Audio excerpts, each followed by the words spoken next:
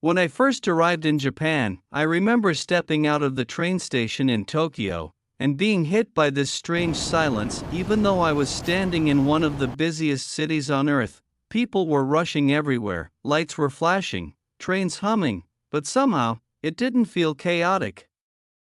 It felt organized, calm, almost peaceful. That's when I realized Japan isn't just a country, it's a feeling, a harmony that lives somewhere between silence and noise, between old traditions and a futuristic world. I spent weeks traveling across Japan, from Kyoto's quiet temples to the wild streets of Shibuya, trying to understand what keeps this balance alive, and what I found changed the way I see life itself. One morning in Kyoto, I woke up early to visit an old shrine before sunrise. The streets were empty, just the soft sound of rain on the rooftops. As I walked through the wooden gate, incense drifted through the air, and a monk swept fallen leaves from the stone path, one by one. In that moment, I could feel it, this deep respect Japan has for time. Everything here seems to move slower, but with purpose. The roots of this come from thousands of years ago, from the Jaman and Yayoi people, who lived off the land and built a culture of patience and balance. Later came samurai, poets, tea masters, each generation adding another layer to this quiet rhythm of life. Japan has changed, yes, neon lights, bullet trains, high-tech everything. But beneath it all, that ancient heartbeat still echoes. You can hear it if you listen closely enough. There's one word the Japanese use to describe this: wa. It means harmony.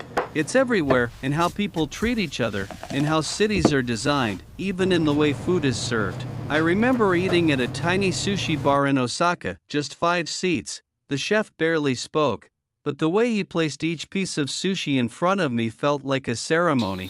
Every movement was calm, precise, intentional. It wasn't just food, it was communication without words. And I realized something: Japan's obsession with perfection isn't about showing off, it's about care, about giving your full attention to one small thing. Whether that's making sushi, driving a train, or arranging flowers, it's that quiet respect that keeps everything in balance.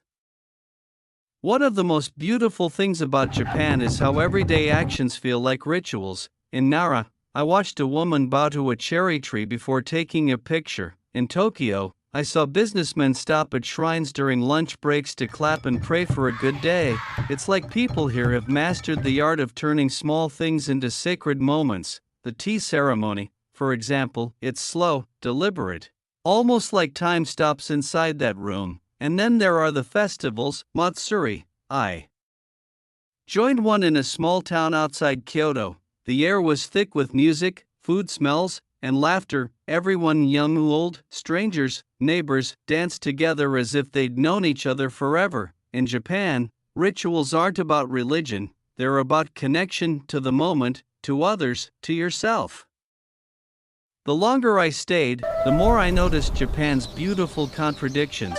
One night, I was walking through the electric storm of Shinjuku, lights everywhere, signs shouting, people flowing like a river, and then, just 2 streets away, silence, a narrow alley, a paper lantern, a man quietly reading a book beside his ramen. Japan is full of these dualities: ancient shrines beside glass towers, peace beside chaos, structure beside freedom. It's strange, but it never feels out of place. Maybe that's what harmony really is, not the absence of difference, but the acceptance of it. Somehow, Japan doesn't fight its opposites.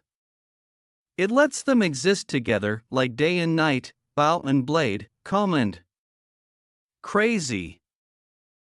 Every day in Japan taught me something new. I learned that bowing isn't just politeness, it's respect made visible. That slurping your noodles is a sign of appreciation, not bad manners. That even though trash cans are rare, the streets stay spotless, because everyone quietly does their part. And I learned that food isn't just fuel here, it's art, balance, philosophy. A meal isn't rushed, it's savored. You see it in how sushi is shaped, how tea is poured, how even convenience store snacks are wrapped like gifts. It's as if the whole country decided that every small detail deserves to be beautiful. Of course, Japan isn't perfect. In Tokyo, I met people who work 12 hours a day, then sleep on trains going home. In rural towns, I saw empty schools, silent playgrounds, a country aging faster than it can replace itself. Life here can be hard, lonely, demanding, but even in those struggles, Japan still finds harmony. Technology helps where people can't. Robots care for the elderly. Cafes offer quiet spaces for rest, and every spring, the cherry blossoms bloom again, reminding everyone that beauty is brief, and that's exactly what makes it special. When I left Japan, I realized something had changed in me. I walked slower, I paid more attention, I started noticing the sound of rain, the texture of my food, the warmth in small gestures. Japan didn't just show me beauty, it taught me how to see it, to find meaning in silence, to see grace in discipline, to embrace both calm and chaos. It reminded me that harmony isn't about control, it's about flow, about moving through life with awareness, gratitude, and care. And maybe that's why Japan stays with you, even long after you've gone. So, what do you think makes Japan so fascinating? The discipline? The beauty? The mystery? Tell me in the comments, I'd love to hear your thoughts. And if you enjoyed this journey, don't forget to like, subscribe, and join me next time as we explore another corner of our world, one story at a time.